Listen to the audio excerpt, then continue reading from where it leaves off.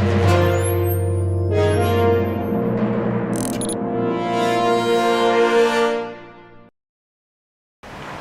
pemirsa Ekuator TV, saya Rina Chandra, senang sekali kembali menyapa Anda dalam program Lensa Publik, sebuah program informatif yang menyajikan berbagai macam informasi yang akan menambah wawasan kita, terutama khususnya di kota Tarakan.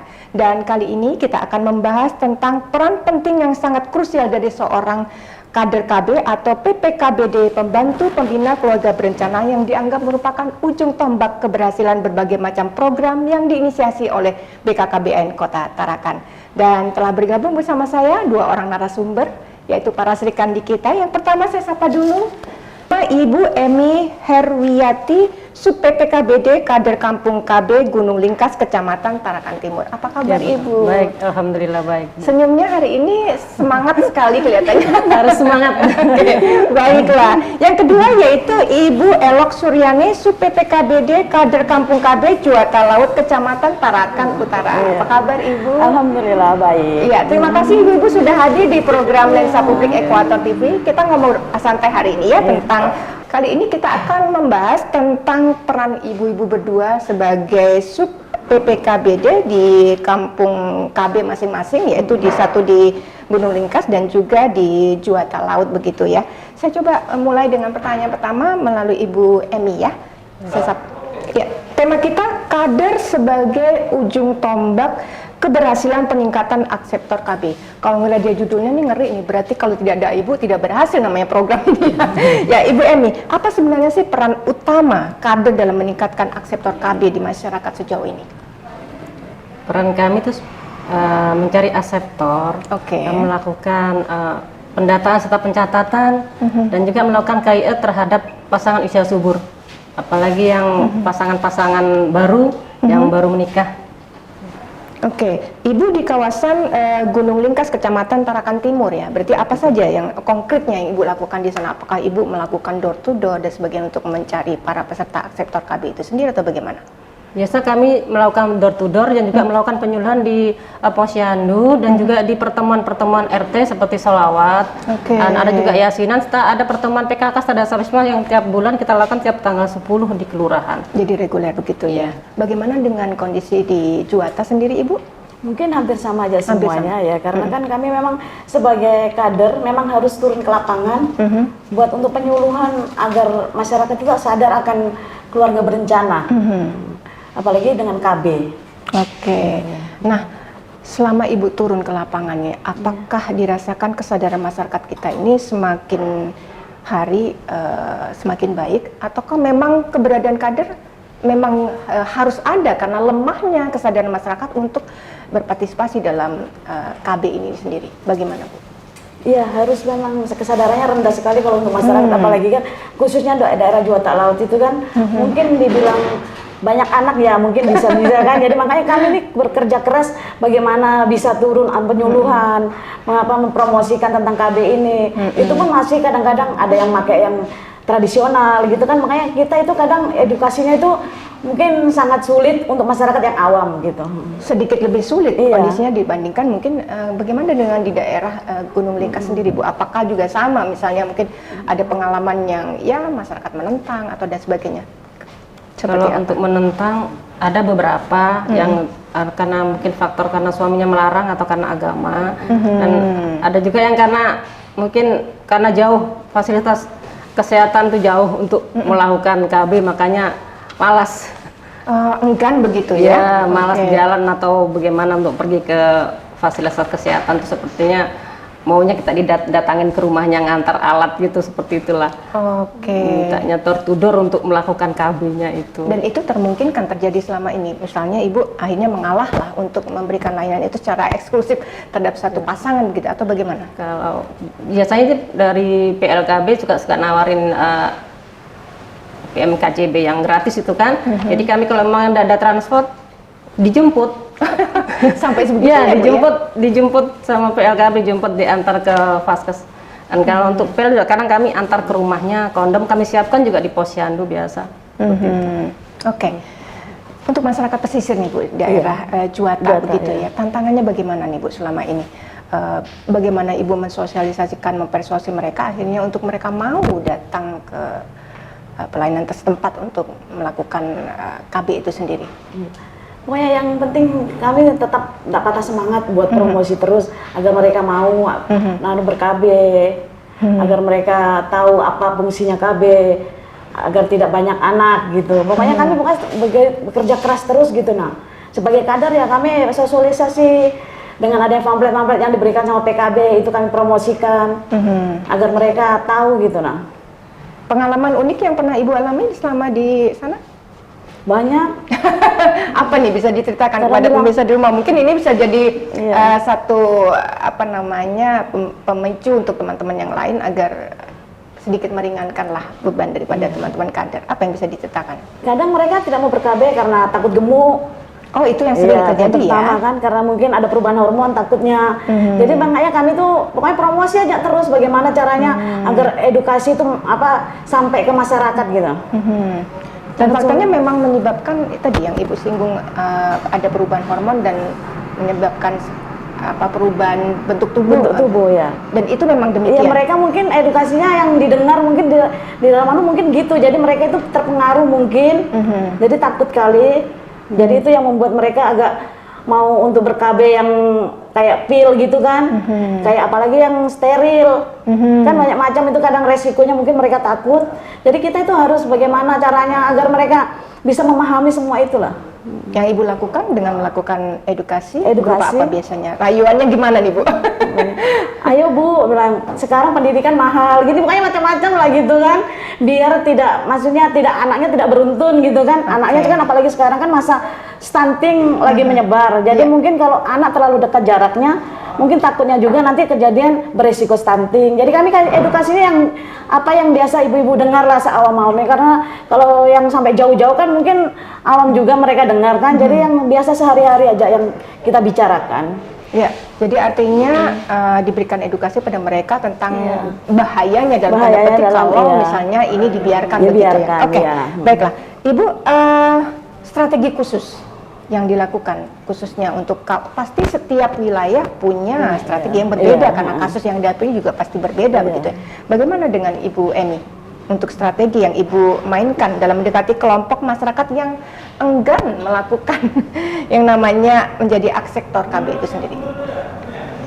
Kami yang nggak patah semangat, selalu merayu-merayu mereka biar mau ber-KB. Soalnya boleh sih, enggak, maksudnya kasih jarak lah antara anak satu dengan yang lain, kasih jarak minimal 2 tahun untuk KB lah. Kalau mau punya anak lagi enggak apa-apa, tapi kan dikasih jarak, direncanakan lah gitu. Untuk punya anak tuh boleh lebih dari 3, enggak apa-apa, yang penting direncanakan, jangan bergempet. Apalagi kan anak-anak muda sekarang ini kan sudah takut itulah kan kejerawatan atau apa katanya kalau kita pakai alat kontrasepsi, tapi padahal itu kan hanya mitos apa ya enggak. Ini kan harusnya ke kesehatan dulu, siapa tahu mungkin bukan karena pil KB-nya dia seperti itu gitu. Oke, tahan dulu Bu. Bicara soal mitos, kita akan kembali setelah jeda berikut. Ya.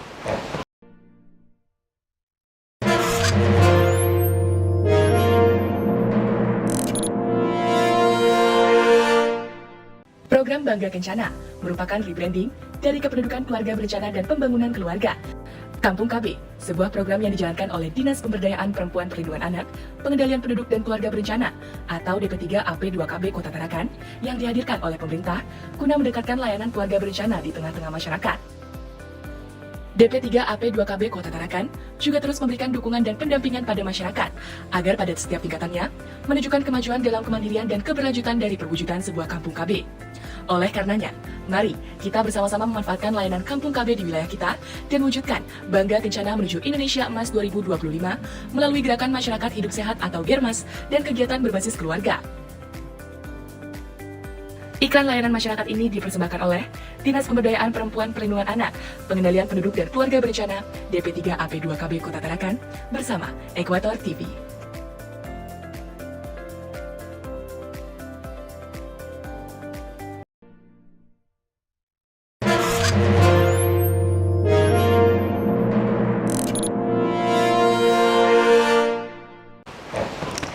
pemirsa dimanapun Anda berada, kita akan kembali melanjutkan perbincangan kita di program Lensa Publik bersama saya Rina Chandra hanya di Ekuator TV sesaat lagi setelah jeda pariwara yang berikut ini. Ya pemirsa Ekuator TV, kita akan melanjutkan perbincangan kita bersama Ibu Emi dan Ibu Elok dari Sub PPKBD Kampung KB Juwata Laut dan juga Kampung KB Gunung Lingkas Kecamatan Tarakan Timur. Ibu, saya tadi ngomongin tentang mitos nih ya. Iya. Kalau sudah ngomong mitos agak ngeri-ngeri sedap gitu. Apa sebenarnya rata-rata penolakan dari masyarakat itu mitosnya karena apa sih? Misalnya mungkin faktor budaya atau apa yang berkembang gitu ya, sehingga menghambat ajakan ibu gitu untuk yuk kita melakukan KB begitu. Saya dulu.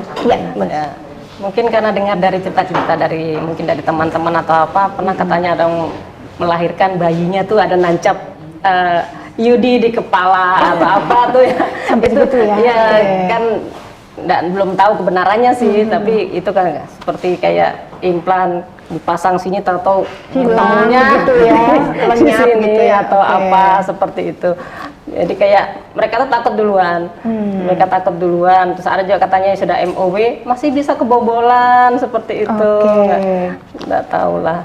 Nah, Masalah. jadi yang biasanya Ibu Emi lakukan kalau mendengar penolakan seperti itu apa biasanya yang Ibu lakukan? Kami beri pengertian, kan beri edukasi bahwa itu sebenarnya itu hanya mitos, tidak terbukti hal-hal yang seperti itu.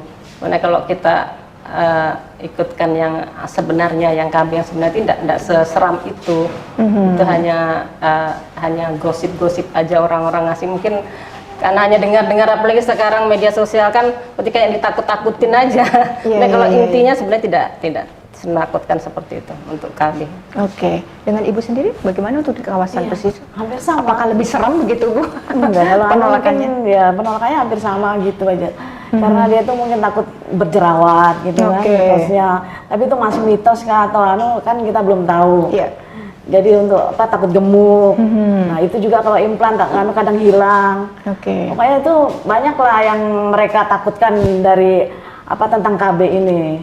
Iya, iya. Jadi gitu. mereka itu gimana? Awam gitu nah. Oke. Mau ya. Itu biasanya terjadi pada usia pasangan baru atau mereka yang memang sudah punya keturunan begitu? Penolakan yang seperti itu. Kalau yang untuk apa badan menggemuk atau jerawat itu untuk usia pasangan baru malahan, ya. Yang mereka baru menikah Iya, begitu yang ya? baru menikah karena takut kan gitu. Makanya kadang dia disarankan KB tradisional kah sama orang tuanya gitu. Seperti kan. apa Bu kalau KB tradisional itu biasanya? KB tradisional itu kayaknya hitung bulanan, hitung bulan gitu, masa subur. Oke. Itu namanya KB tradisional. Ya, oke. Sebenarnya dalam menjalankan tugas di lapangan itu apa sih yang dibutuhkan oleh rekan-rekan kader di lapangan untuk membuat pekerjaan ibu-ibu berdua ini sedikit lebih mudah itu? Apa Ibu? Sarana ya, seperti sarananya. Apa ya, medannya juga kadang banyak angsa, banyak bebek, Ada buahnya anjing itu yang menyeberangi sungai begitu kan? Kalau sungai kami tidak ada, cuma itu binatang-binatang itu yang naik gunung, paksa kita harus taruh kendaraan di bawah, naik jalan kaki ke atas, seperti itu ngerayu-ngerayu orang agak susah. Apalagi rumahnya udah jauh-jauh, Sampai sana ditolak lagi, enggak mau. Cepet kadang kami jemput apa masih enggak mau. Tapi ya itu tantangan sih buat kader. Tapi kami enggak menyerah, tetap kami akan tetap semangat untuk melakukannya. Iya. Kalau Ibu sendiri apa kira-kira sarana yang dibutuhkan oleh teman-teman untuk di kawasan pesisir? Sarana yang dibutuhkan itu kayak kita dikenal dulu lah ceritanya kan. Oke. Ya mungkin tanda pengenal gitu sarananya kan. Jadi biar mereka tahu siapa kita ini gitu nah. Karena mereka itu kadang bertanya kita ini dari mana, Siapa kita siapa, Anda, gitu. iya kan. Beda kita kalau kita dari memang ada kayak dinas gitu kan memang ada sudah tertulis gitu kan. Kalau kita ini kan hanya kader. Kader ini apa-apa aja. Jadi kita banyak lah perasaan kayak apa tanda pengenal mungkin kan. Ya memang mungkin medannya agak jauh dan mungkin ada kata ibu itu ada bintang-bintang. Tempat kami itu lebih banyak lah binatang yang karena kadang jauh-jauh juga jaraknya. Jadi pokoknya prasarannya lebih banyak lah gitu yang dibutuhkan di daerah pesisir dan Juwata Laut itu. Oke. Kami harapannya tuh tokoh masyarakat mau bantu lah seperti Pak RT atau Pak RW bantu kami lah untuk merayu warganya lah, begitu ya. biar mau menerima kami itu aja sebenarnya. Nggak harus dikasih uang atau makanan lah, yang penting mau terima kami itu sudah. Karena kami belum sampai di rumahnya pun sudah ditolak duluan, belum gitu sampai ya. masuk dalam rumah pun kadang kira minta sumbangan. Ya, mudah-mudahan pemirsa di rumah dan Pak RT, Pak RW setempat menyaksikan program ini, memberikan dukungan pada rekan-rekan kader kita bahwa sebenarnya mereka pekerjaannya mulia sekali, tapi karena begitu banyak hambatan ya mengenai warga, penolakan dari warga setempat. Oke, baik Ibu. Kalau tadi sudah bicara kisah-kisah susah gitu ya, sulitnya gitu. Ada nggak sih kisah sukses gitu ya, yang artinya membuat sampai dengan sekarang Ibu berkiprah sebagai seorang kader tidak terlupakan sebagai sebuah keberhasilan? Mulai dari Ibu Emi dulu nih, apa?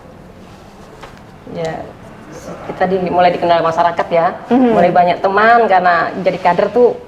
Ya senang lah dari ujung mulai kenal kita dari 19 RT kami di Gunung Ringkas tuh yang hanya saya itu Ibu Emi mulai gitu kenal ya. saya. Jadi kalau di jalan ketemu, Bu, Ada panggilan sayang nih dari warga?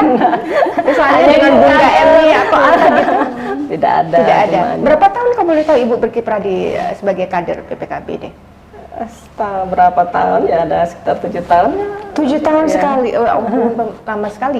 Kemudian kalau Ibu sendiri? Kalau saya jadi kader sebenarnya baru 2 tahun. 2 tahun. Iya. Oke. Ada kisah yang bisa dibagikan? Ya alhamdulillah, karena saya makanya senang di sini karena memang banyak pengalaman yang saya dapat. Oke. Saya juga mengenal masyarakat, apalagi wilayah saya. Alhamdulillah saya tahu semua RT-nya. Saya kenal dari kelurahannya, pokoknya warga-warganya juga sudah mulai tahu di mana rumahnya gitu. Ya. Jadi banyaklah pengalaman yang saya dapat di sini dan pokoknya ilmu pun banyak diberi gitu. Jadi alhamdulillah itu semua bisa saya manfaatkan. Oke, baik. Selain tadi menyentuh warga secara personal, door to door, tentunya semacam komunitas itu kan lebih mudah ya. Kalau kita masuk dalam satu komunitas, mestinya langsung sekian orang bisa kita jaring gitu. Apa yang selama ini dilakukan oleh kader untuk menggait beberapa komunitas lokal di area masing-masing gitu? Apa Bu El? Alhamdulillah kalau saya kan saya ikut organisasi PKK juga. PKK, Ya, oke. semua ya, saya kader itu banyak sih juga. Saya Dasa Wisma juga, saya di Posyandu juga. Jadi untuk maksudnya edukasi ke masyarakat itu alhamdulillah bisa melalui kadang pertemuan di PKK, ada datang ke Posyandu. Itu saya lakukan di situ-situ kadang.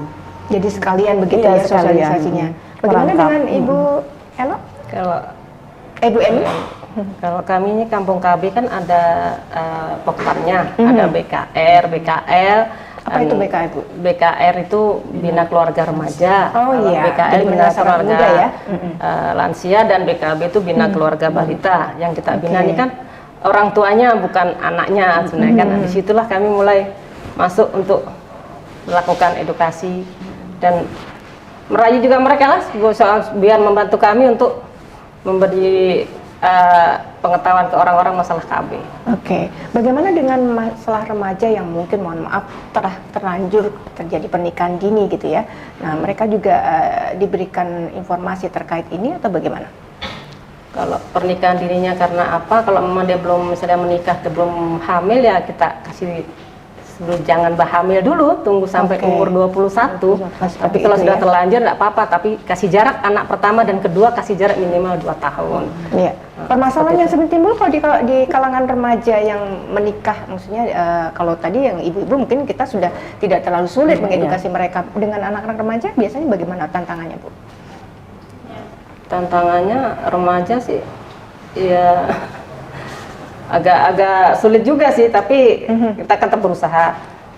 Kan mereka kan belum terlalu paham juga masalah KB ini kalau sebelum Alat mereka kontrasepsi berumah gitu ya? tangga. Kalau mereka belum rumah tangga kan hanya tahu mereka hanya main-main aja kan. Tapi ya memang kami selalu dibantu oleh PLKB untuk selalu memberikan di pertemuan PIKR itu kan kami ada PIKR juga keluarga remaja mereka di SMP, SMA itu ada PIKR. Ya. Apakah ada sejauh ini kolaborasi dengan instansi terkait lainnya yang di lapangan yang membantu tugas ibu-ibu berdua? Bagaimana Bu Emi? Ada biasa kelurahan, kecamatan kadang, termasuk itu BPKKBN. Dari Dinas Kesehatan mungkin juga? Dinas Kesehatan kan kadang melalui puskesmas PKM. Ya itu. Gitu ya. Oke.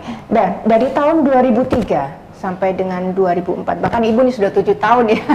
Progresnya bagaimana Bu? Perkembangan peningkatan angka akseptor KB ini apakah dari tahun ke tahun mengalami tren peningkatan yang membaik begitu atau seperti apa? Alhamdulillah meningkat untuk MKJP pun sudah mulai banyak yang mau ikut ya. Dulu kan hanya orang pil tidak tahu pil sontek kondom itu aja, tapi 3 macam aja begitu ya. ya. Yang sekarang kan ada MKJP yang metode kontrasepsi jangka panjang itu, alhamdulillah sudah mulai tertarik mereka dengan IUD dan implan gitu. Oke, dengan Ibu sendiri kalau selama ini pengamatan Ibu dari 2 tahun berkiprah, trennya bagaimana untuk kawasan pesisir dan sekitarnya? Iya, alhamdulillah juga sama. Mereka sudah mulai akan sadar KJP juga. Karena itu mungkin jangka panjang, jadi daripada bolak-balik kayak ada suntik itu kan ada 1 bulan, jadi mungkin mereka sudah mulai mikir, takut lupa, ada kesibukan lain kan, jadi mungkin sekarang akan kesadarannya itu KJP itu. Jadi sudah lebih baik begitu ya. Oke, Ibu-ibu tahan dulu, kita akan jeda sejenak, nanti kita akan lanjutkan perbincangan kita. Ya, pemirsa dimanapun Anda berada, kita akan kembali melanjutkan perbincangan kita setelah jeda pariwara berikut ini, tetap di Ekuator TV Lensa Publik.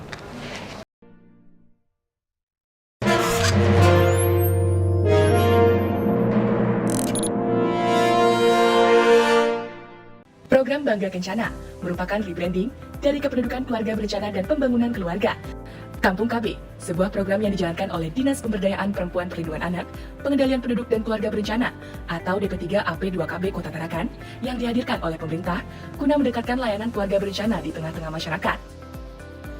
DP3 AP2KB Kota Tarakan juga terus memberikan dukungan dan pendampingan pada masyarakat agar pada setiap tingkatannya menunjukkan kemajuan dalam kemandirian dan keberlanjutan dari perwujudan sebuah kampung KB.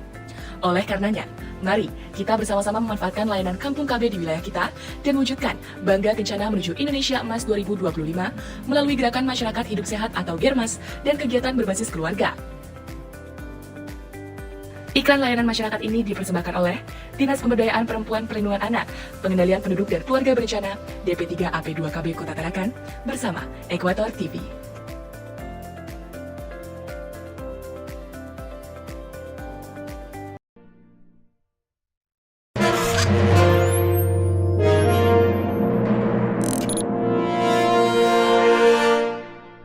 Ya, pemirsa Ekuator TV, kita akan melanjutkan perbincangan kita dalam program Lensa Publik kali ini yang membahas tentang strategi para kader kita, khususnya PPKBD yang ada di Kota Tarakan.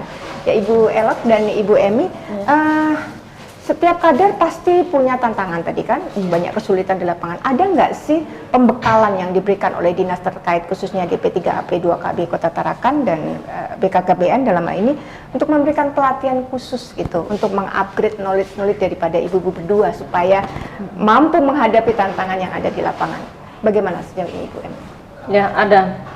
Kami dibekali dengan banyak pamflet juga, banyak ada lembar balik juga kalau mau mengadakan penyuluhan bisa dipakai. Kami juga sering diadakan pelatihan buat kader. Selama 7 tahun itu Ibu mengambil apa saja pelatihan yang pernah Ibu gelutin gitu? Nah, banyak, saking banyaknya sampai lupa.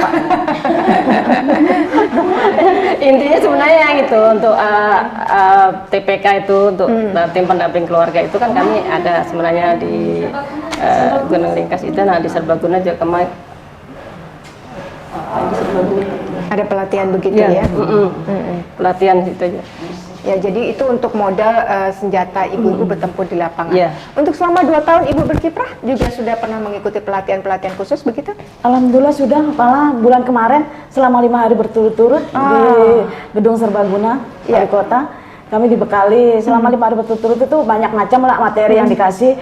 Contohnya untuk turun ke lapangan, untuk edukasi KB, lansia dan macam-macam lah. Jadi itu mungkin pembekalan kita selama saya 2 tahun ini. Yang kemarin tuh 5 hari berturut-turut, alhamdulillah sangat membantu buat kita di lapangan. Pasca diberi pelatihan, tentunya Ibu sudah melakukan satu strategi baru atau inovasi baru gitu. Apa yang Ibu terapkan di lapangan pasca melakukan mengikuti pelatihan tersebut? Ya, saya terapkan dengan bagaimana cara penyampaiannya, bagaimana cara membuat mereka tertarik. Pokoknya yang dapat ilmu itu saya terapkan lah, agar bagaimana mereka mau ikut ber-KB. Oke. Ya. Dan itu terbukti begitu ya Bu ya? Alhamdulillah, mungkin masih tahap awal kan, mungkin insya Allah tahun depan mungkin bisa meningkat nanti. Oke. Ya, Ibu Emi, bagaimana dengan Ibu sendiri Bu? Ada nggak sih?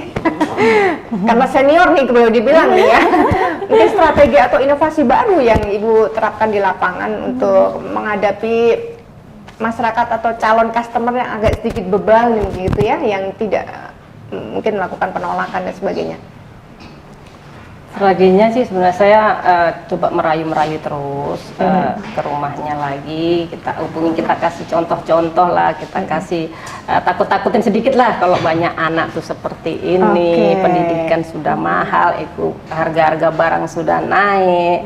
Jadi kalau kita bahaya stunting mungkin juga ya betul, apalagi nih stunting sudah mulai bermunculan ya. Karena kekurangan gizi atau apa kan dari ekonomi atau apa, makanya kita takut-takut seperti agar mereka mau BKB.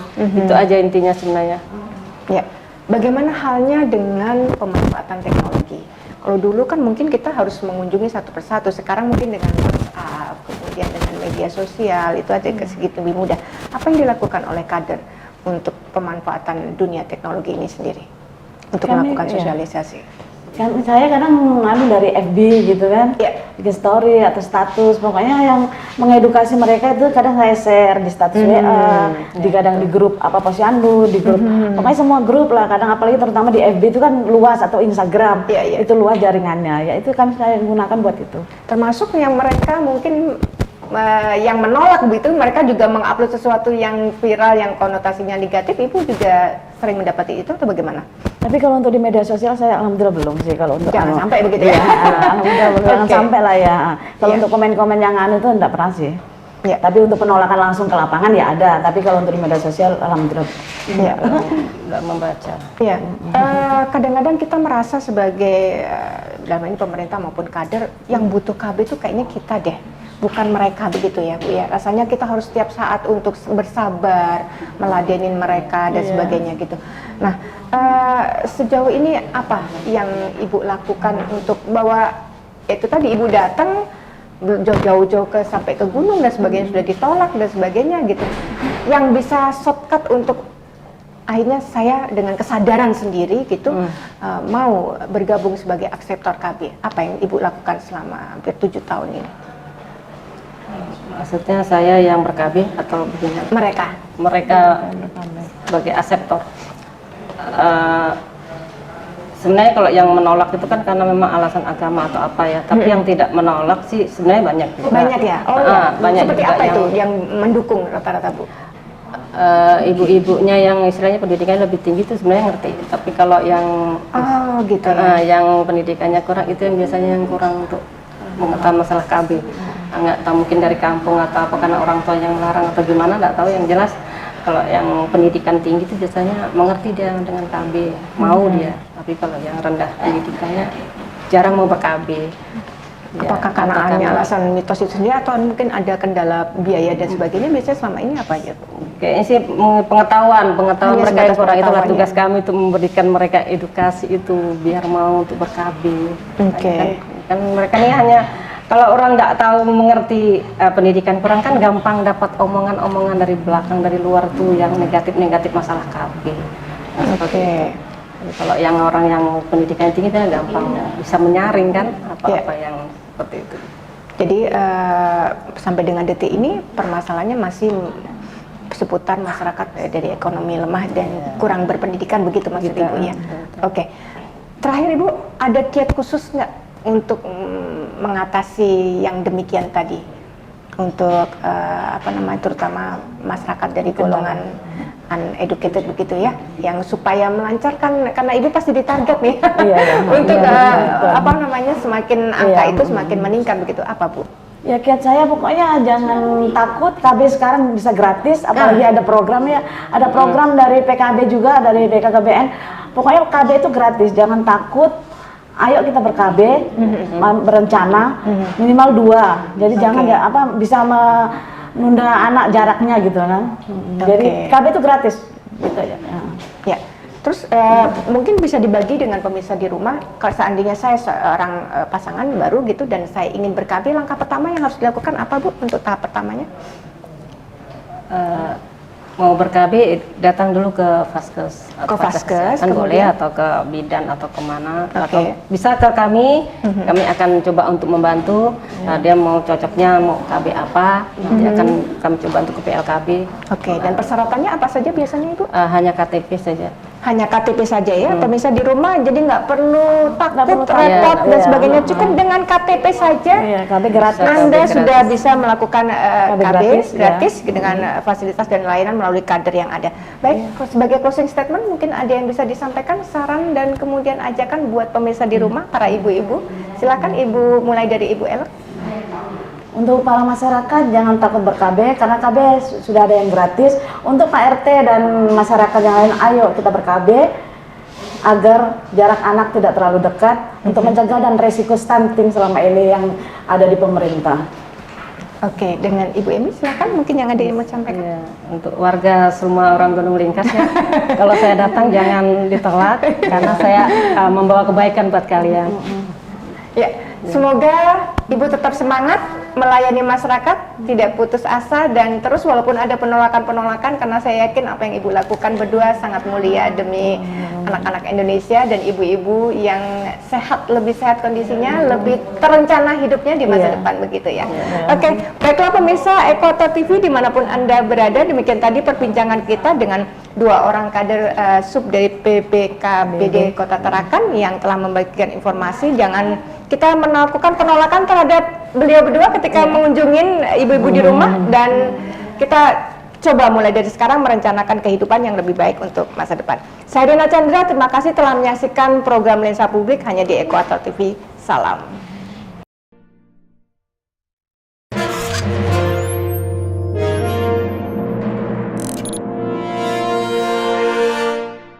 Program Bangga Kencana merupakan rebranding dari Kependudukan Keluarga Berencana dan Pembangunan Keluarga. Kampung KB, sebuah program yang dijalankan oleh Dinas Pemberdayaan Perempuan Perlindungan Anak, Pengendalian Penduduk dan Keluarga Berencana atau DP3 AP2KB Kota Tarakan yang dihadirkan oleh pemerintah guna mendekatkan layanan keluarga berencana di tengah-tengah masyarakat. DP3 AP2KB Kota Tarakan juga terus memberikan dukungan dan pendampingan pada masyarakat agar pada setiap tingkatannya menunjukkan kemajuan dalam kemandirian dan keberlanjutan dari perwujudan sebuah kampung KB.